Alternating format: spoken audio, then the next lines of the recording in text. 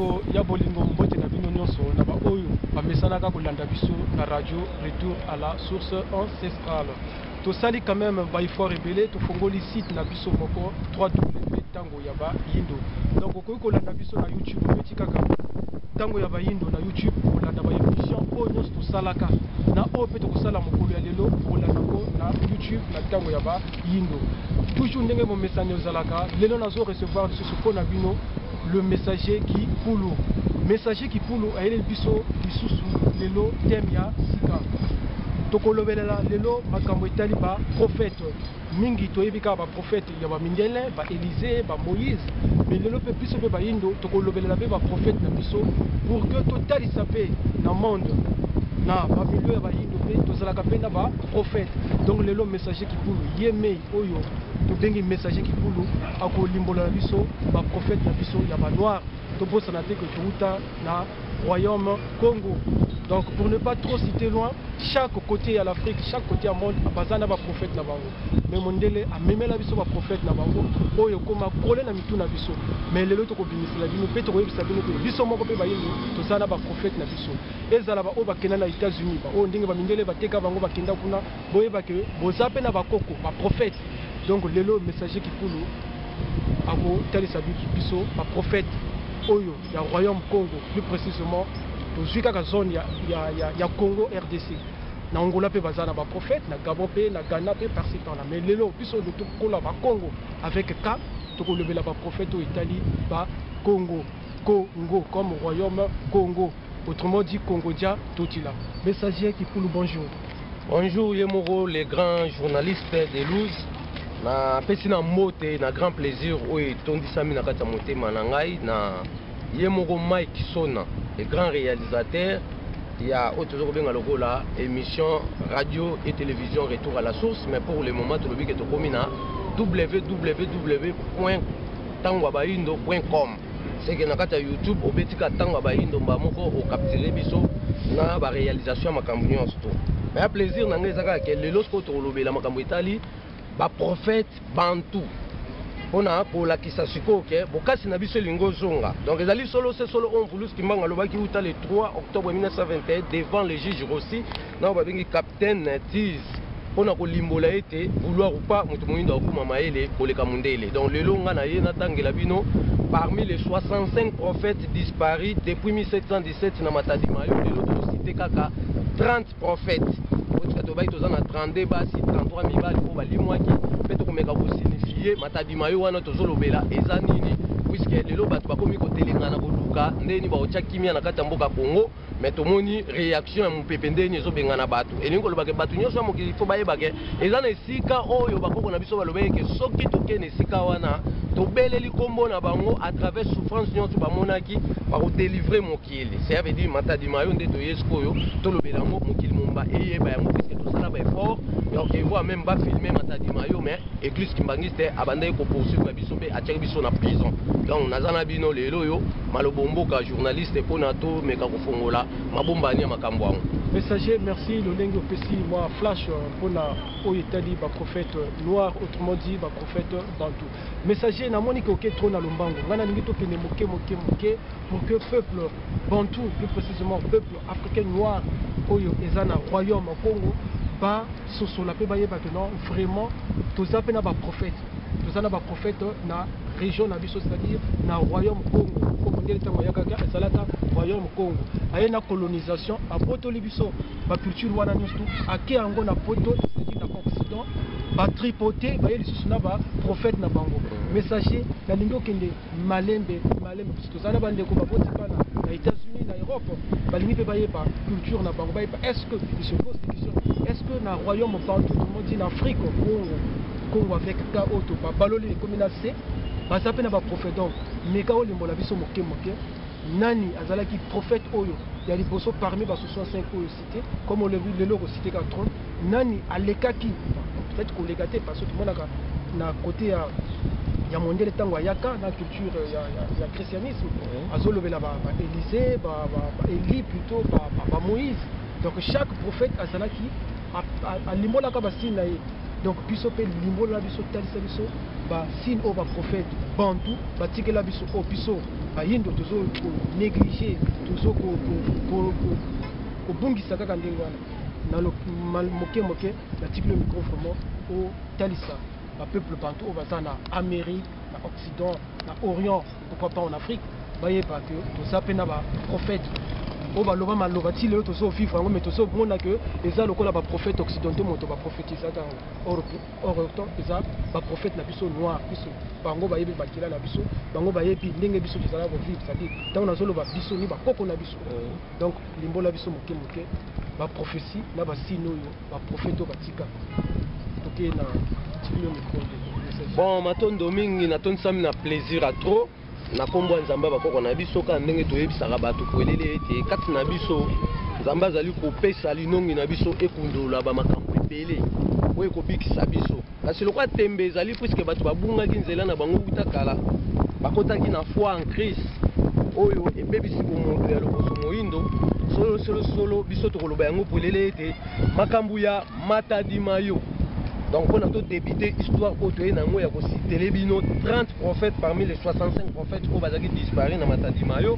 On a en 1717 to lobaye que Matadi Mayo ezali le rôle allié sacré à l'homme noir, donc ezali le rôle la premier marché mondial au bande côté ka esclave avant Zanzibar. Ça veut dire Matadi Mayo to ngamaki na 1717 elingo lobani ba mindele ba yaki na politique ya kokanga ba koko na biso nyonso bazaki ba prophète to o bazaki sacré bazaki na puissance nzambe pour tulendo ambanza velela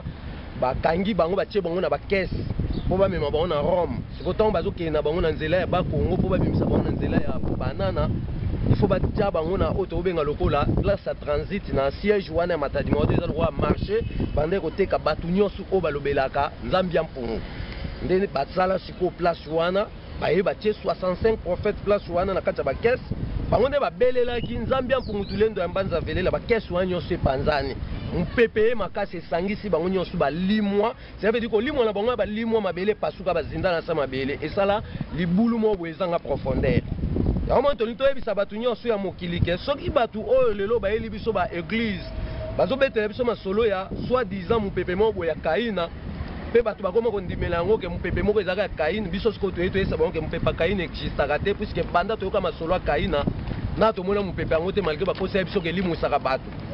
ezali ka secret ya place onga na zolobela ya Matadi Mayo nde mutu bande kobimisa mopepe soki ebimi ezotika mutu to ezodévoile ba vérité ya makambo oyo eza na kati ya molili ya mutu abongwanaki mpese abima ye na butu ntango azonga mpo azonga na forme azalelaka mutu soki akutana mopepe ya Matadi Mayo toyo akuta atikali mpese omoni elongi na ye mutu mais parti ya corps atikali na forme ya nyama oyo ye azalaki donc tokoloba na mokuse ke Matadi Mayo ezali libanga na yo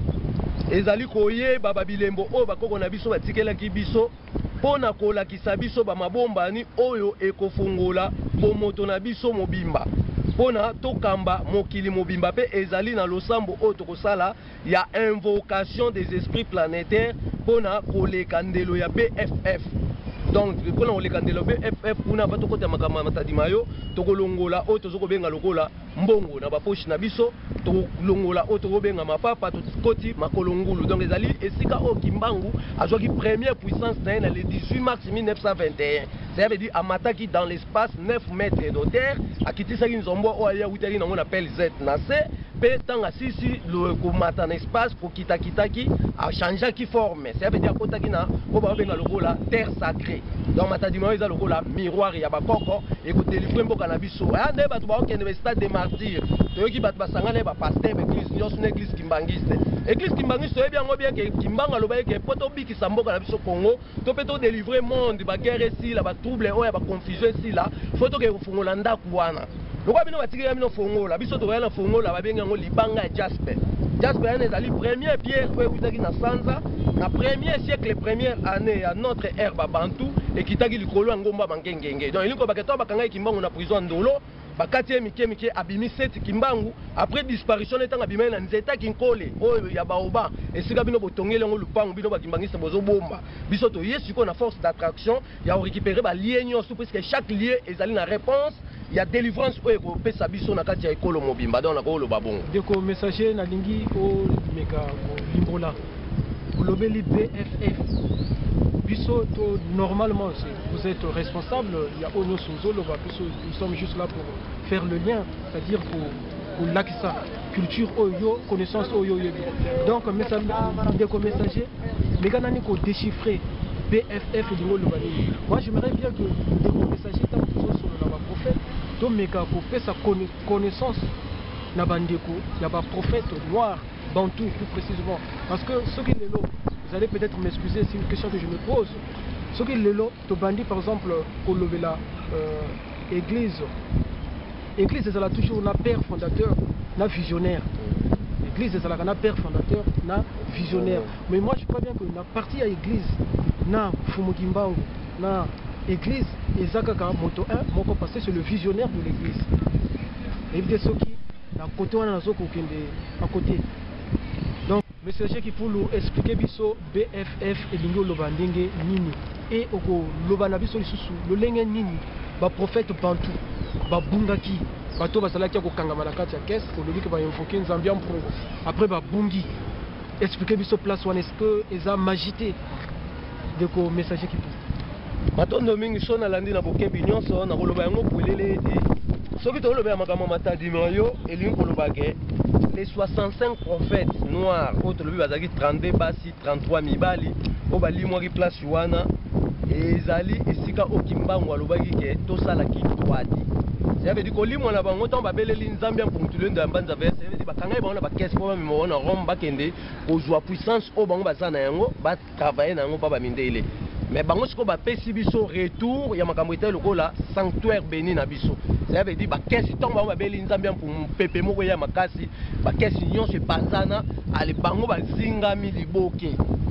na bolingwa bomoko ya bonzambe pouf balimo siko kolimo balimo mabele panzani bakoti na kati ya mabele donc tant bakoti na kati ya mabele salaki libulu ezanga profondeur siko libulu wana nde bamindele ba yesu ko ba bétonner yango basali petite maisonnette o eza na grandeur ya toilette o na oloba batia yango na dimension ya 4 portes ba porte penda ya minene pe chaque porte batia yango 5 escaliers donc ezali signifiant 5 escaliers batia na chaque porte et la visa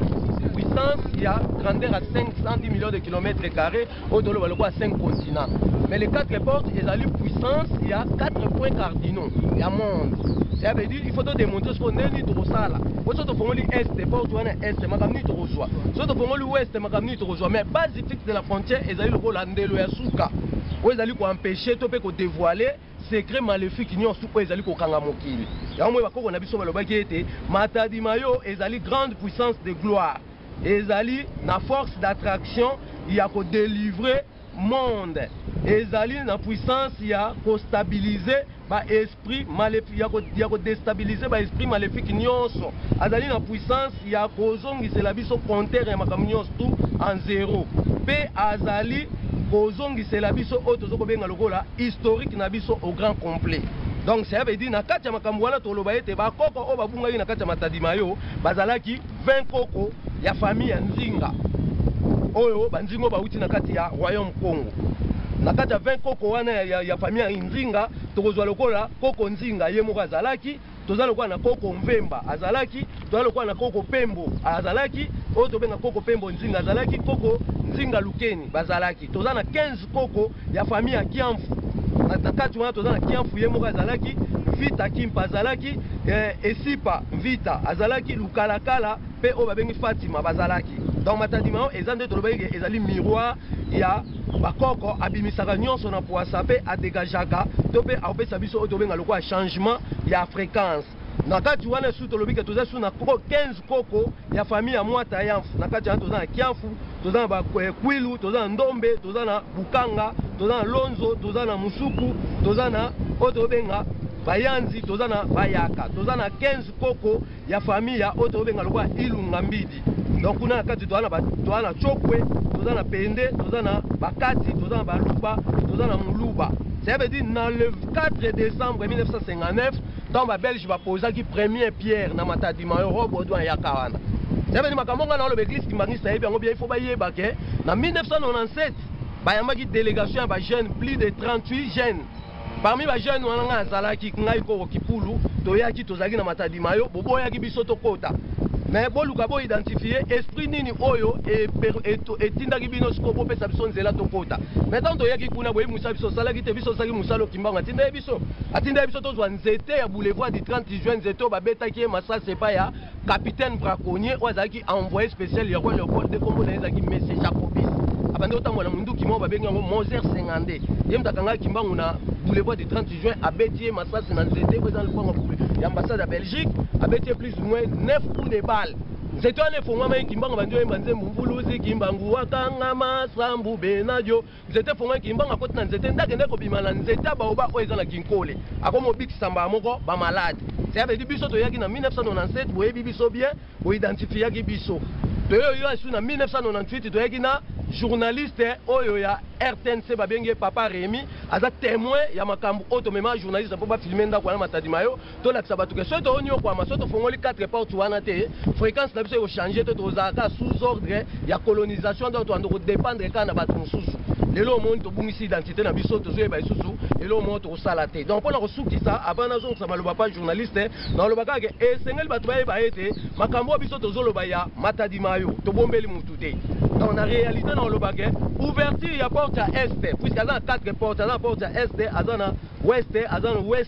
azalina sud azana nord donc na kati ya ouverture ya porte à est azalina puissance ya ouverture du monde pe changement ya mokili pe azali na oto zoko benga lokwa champ magnétique ya kozongisa oto benga lokwa ya kozongisa compteur ya mokili pona to kundola maemaleka kopesa biso oto benga lokwa définition nette ya ba esprit véritable ya purification ya monde oto benga lokwa fongola matadi mayo to lobike ezali libanga jaspe donc libanga mo ya mangengenge ba messager da balata ka yango soto zui ouverture ya porte ya ouest to lobi ezali kozongisa nzambe pe bakoko na biso matondo na nyonso oyo balengelaki pona ekolo na biso to pe pona eleko na biso ezali puissance ya revenu ya maye nyonso oyo to bungisa utakala soto zui oto zo benga na mabele ya matadi mayo ezali na nzete mo babengi sanda ya Congo. Dans standard ya Congo wana ezali nzete oyo et dévoile la vérité. Dans standard ya Congo ezali nzete oyo bomoni ba messager ba loni na Congolo ya badara. C'est nzete elo na mapamba te mais apato lona yango to tchaki mambanga mibale na se. To tchaki libanga moko o ba musulman ba osela ba bengi en pierre noire, ba bengi yango kayaba to pe kaba, ba yibaki yango précisément na Congo. Totie libanga na se tozwi pe libanga oto ucholo ba ya jaspe ya mangengenge totie na sende toloni nzete wana eza lokola topiki misisa ya bendele ya mvulusi kimbangu ata boye boboma bokoka te puisque bato ebele baza lokola badongola meso bakanisi peut-être ke soki balongoli koko mangongele babomi makambo nyonso eya ebisa bango yabike eya aza kimbangu ayeki otikela bagene kaye en charge. Donc kaye en charge ya lokwa atikaki yango toyeba siko réalité ya makambo oyo ezoya so tozwi ouverture ya porte ya sud ezali nini ezali kotombola makanisi na biso ekundola bozindo ya mokili na nzambe pona kotombola capacité ya bomoto na biso donc en réalité azali na puissance d'attraction ya oto benga lokola pesanteur ya mobimba ya bomoto na biso pona egarder oto benga lokola équilibre ya kobongisa mokili mobimba pamba te tokelamaka batu pona to bongisa mokili mais non ke to tchaka ba trouble ya kobebisa mokili parce que so to bebisi mokili biso nem to kozala condamné na souffrance to pe na ba conséquences o nyonso e ko marquer pona ko détruire biso donc pona osukisa to loba ete ouverture ya porte ya nord ezali conclusion pe oto benga lokwa précision ya détermination ya nzakomba to penza mabako na biso pona bolamu ya mokili mobimba pamba te nyonso o nzambe asala pona biso batu ezali kaka pona bolamu na biso donc elingo lobage nde na uti ko lobage église kimbangiste ayebi makambo nyonso tozoloba botika otambusa batu bitambusa tambusa to keluka kimia na stade bozwa kimia te na kombo ya Yesu puisque bakoko bayebaki Yesu te babaye makambo eza matadi mayo donc eza sous makambo bomba te so boli ya corruption au Rome matinde la rabino biso toza siko na dossier mobimba en charge o toni to kutana na bino ona to la kisaki ata bino bokimi mais musalo ya biso to saki ya kozwa nzete ya boulevard du 30 juin ndembulus kimbanga lobeke bana bozwa nzete za boulevard du 30 juin botia ngo na mulangi botia mai wana boke bosopa na lupangu wana ata bango baboyi kopesa bino nzela bofongola boyebake mupepe wana bazipa na beton ekopima parti ntango bokobwaka mai donc daya tobwaka mai tobimisa daya mupepe wana botika na ndako wana eza ndako ka ebobolo apamba mais ezosenga reconnaissance biso nyonso tokende na bakonza mboka mpona tofungola bisika donc nga na boyi koloba bongo maloba nazongisi epa journaliste mpona tomeka oyeba ndeni tokodécortiquer makambo. Le messager Kipulu aza responsable na makambo azo loba biso tozotalisa kaka oyo osala o messager Kipulu osala ya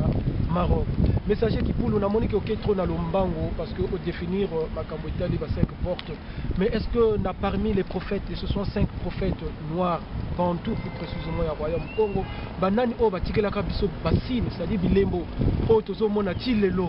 et pour que bilembo wana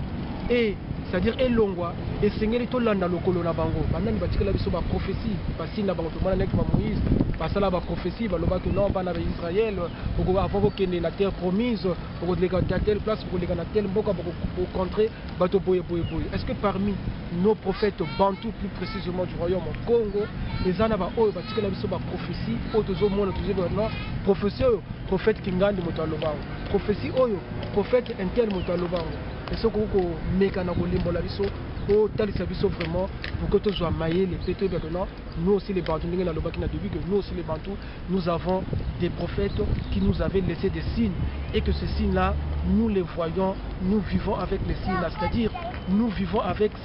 les prophéties que nos prophètes nous avaient laissées, c'est-à-dire parmi les prophètes il y a aussi le prophète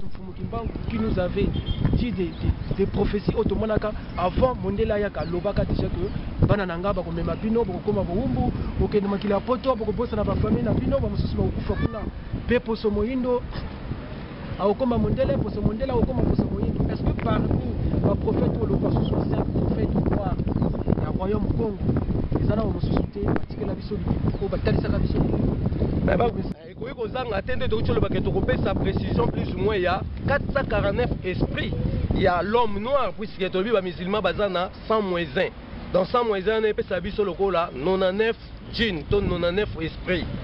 so natali na 570 papa oyo aboti Mahomet kombo na ye Abudala aza descendant ya Abraham asambelaka ala te mais asambelaka Yahweh nzambe ya koko na ye Abraham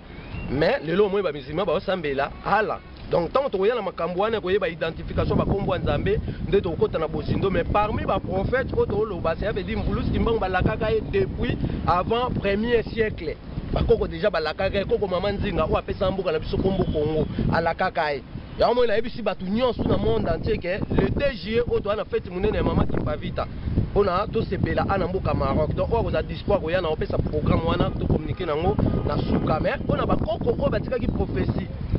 à part Kimbangu ndeto beke Kimbangu aza mvuluzi mais azali prophète te donc to classer mutu na mutu to yo mona ke Kimbangu aza prophète te batu tout bayaki baza na sima ya Kimbangu bakoko tout bayaki bazaki pe ba puissant par exemple na oto benga lokwa 1500 mwana mwasi moko bimaki babengi ye mama otozo benga nzinga wa créer partie ya village ya ba Congo babengi village Matamba atikela biso ba prophétie atika mbeli ya luyalu nanzadi inkisi atelemisa mbeli likolo ya mai. Et là, place où tu as tu beta balosambo ba délivrance peut rejoindre ma bombe ni o eza na kati ya mai wana place o ya tikimbeli à part wana na 1500 wana apesa biso définition ko rappeler biso puissance nini o eza na kati ya mboka na biso Congo ya moni mikolo ezoya avant to comme avril il faut tout ça déjà émission ya ko pesa batu bayeba l'avenir politique ya mboka Congo pe ya monde puisque mokili lingo bando trembler. On a préféré tout ça avant 4e mois puisque 4e mois fréquence à mokili ko changer. Trouble ko kota mokili batu ba ko na tembe makasi ba vérité bando ko bima batu bando bima bango moko ba lo ba vérité. C'est que maman na tanga lobaki aloba ni abike Congo ezali mboka oyo ba ko changer ngo kombo te. Muto ko changer ngo kombo ba ko bimisele elima moko azala entre matadi na boma. Komo le ko zala mbengu. Elima wana abando ko kanga batu nyonso ko bazo ya pona obepisa lokuma Congo. Atie bilembo oyo ezalaki pona résistance ya force ya mboka ya biso Congo atie le kwa bilembo ya mabende ba bengi le kwa cuivre topé motako ezali force élémentaire ya kwa néantir oto zo benga le kwa ba force maléfique nyonso oyo babwakelaka bato babwakela bato bambasu o kotindela bato bakisi ko dominer bato ko yiba ba chance bato ça veut dire songa na za câble nanga ya o ba bengi le kwa motako force nyonso muto osala maléfique pour a détruire nga et bando yokanga na libende wana eza champ magnétique eza na 34% ya capacité na yango ozomona siko mais muto asala ka nkombo na ekoko panzu Alors tu as toujours une descendance autre bien lokola ya 5e roi du Congo kuna na royaume Congo. Mais maman koko nzinga te mais maman nzinga o abunena ba portugais na 1666 alobi asali 87 ans pour na kopesa biso définition net to yeba ke école Congo ba changer yango te. Bana mokile bana boti ko mona mbisi jamais na kata mai kombo na France asika. Jamais mokili bande banda bo mona elembo mona kata mokili ba bengi yango Amerika asika. Mais na kata mai Congo aza mbisi ba bengi Congo asika. Na kata mai Congo aza matiti moko etambola na fleuve Congo ba bengi ba Congo asika. Ba Congo asika na eza ba puissance. Oh mutu mwindo sengeli akota na bozindo koyeba définition eloko ne loko ba pesier puisque ba Congo asika na ba koko bande ko sela yango mwana so ba ibe mutu ba kozwa yango na pio na ngwana ba potopoto na ngwana ba bambi mwana a. Eza belema o ba osangisa pona ko bloquer esprit e ko tungisa molimo ya mwana epesa ba chaleur to pe e détruire. C'est que bakoko bazé belé né na olobaka bakoko nyonso ba bande kolaka ba prophétie na bango na conclusion bande kolobaka ke biso ba jeune to ya lelo. C'est que biso sko ye to ye né to lobi ke batu o baluka e makambu ba se préparer puisque bakoko na biso ba e makambu ya ba religion te. To lobaki yango déjà que ba religion e ya kikoya. Loko ya kikoya. Soki le église ki mangisa bimisi yesu a mutu mwindu. Ba kanisa peut-être que bazo kima lokuta mo bo basipaka pona ba se justifier. Non bazo kota yesu na libulu. Puis c'est un bobby que Bobby Messi Yesu ana papa qui solokeli. Papa Dialungana zana azamwana kimbangu selon bilonde boko sabatu. Mais Bobby que kimbangu azamu envoyé spécial de Jésus pour bokoma yango déjà que église de Jésus-Christ personne envoyé spécial Simon Kimbangu. Donc elingo ba que papa Dialungana ndem tatindi Kimbangu. Donc Bobby que fimbo akeke lezo la bino. Bobangelo bo moko te mais boyeba ke soki batikaki mibeko bolingo misala mibeko balobaki tozwa mibeko batute te. Bako bakulisaka te. Bako babatizaka te bateme eza mwasi mama tanga boti mwana ne kombo akopesa munoko mboka yango na bateme. Toi na droit te ba yo cha mutu na mai babatiza ye onoboye ba changer kombo tala lelo ndenge bebisi mboka. Donc tozo kende nzamba bako na biso alingo kangola Congo, alingo kangola mokili, mais ko kangola Congo, ko kangola mokili batu nyonso batambola kina bokeseni ya ko bebisa ekolo wana bakochola. Ça veut dire bakozala déstabiliser. Puissance maléfique nyonso tout ekobeba, c'est que bakoko baze belé oyo balobaki ke bokeba bana bakoya. Puisque son atteint le roi dans le 5e siècle. Normalement le roi empereur Clovis. Ayaki, auta mboka oto benga Rome na loi ya papote. Apekisaki bakoko na biso nyoso balata babikoti na bango ba puissance. Apesaki akseka ke ekoti ekotika na puissance akolata ma ezali ekeko papa. Maintenant on a ekeko papa lata ka babengi yango oto benga le roi elambo papa lata babengi en vêtement angélique. Et ça na 3e siècle 34e année. Bon point ba privilégier ya biso te ba privilégier bango ya biso ba condamner yango. Ya to bike to botami to yeto zongi sabokasi o ebungaki biso pona olakisa ke bakoko baze belé oyo batika ba prophétie pona bola mona biso nyonso. Uchiwana kolanda le messager qui poule comme je le dis toujours qu'il est responsable de tout ce qu'il dit. Mais sachant que nous les Noirs, nous avons des prophètes qui avaient également prédit sur l'avenir du royaume Congo. Je parle seulement du royaume Congo. Donc les prophètes prophétie. Je crois bien que l'émission donc suite nango et salama après avant même le 4 avril le lenga lobi ça la émission spéciale sur l'avenir politique. Il y a royaume Congo, c'est-à-dire il y a région, il y a Africo et Tani Congo na Angola. C'est ça le message qui trouve. Oui, avenir politique donc le Congo parce que dans le Congo il y a même dans le centre du monde, il y a une service qu'on dévoiler monde. Donc à suivre la prochaine fois pour une émission sur l'avenir politique, il y a royaume Congo. Donc bandeko ba mesana kolanda biso propose na YouTube Tango Yaba Yindo. Merci et à suivre.